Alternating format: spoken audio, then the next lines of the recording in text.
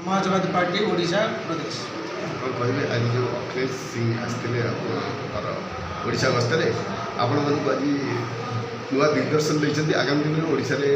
Samajwadi party ତାର ଆଧିପତ୍ୟ ଜାରି କରିବା ପାଇଁ ଆପଣ କେତେ ଉଲ୍ଲାସିତ ଅଛନ୍ତି? आज केवल मु नुहे मोर समस्त कर्मी आज बहुत उत्साहित होती कहीं आज आम गहन आम राष्ट्रीय अध्यक्ष माननीय अखिलेश यादव आसी आम पार्टी ऑफिस रे से आमको गुरुमंत्र एवं आमको किसी उद्बोधन देती केमी आगामी दिन में आम ओडिशा रे समाजवादी पार्टी तार काया विस्तार करमती कि आप जानी ओडिशा रे 54 भाग पछुआ वर्ग 40 भाग आमर एससी एसटी अच्छा एमती आप देखूँ होगा के 94%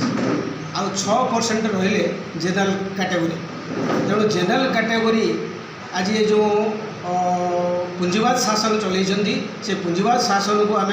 खत्म करूँ एवं आमर 94 भाग जो आम रही पछुआ एवं जनजाति लोक आम समस्ते एकत्रित हो ओडिशा रे एक समाजवाद शासन प्रतिष्ठा करने आम निष्पत्ति नहीं।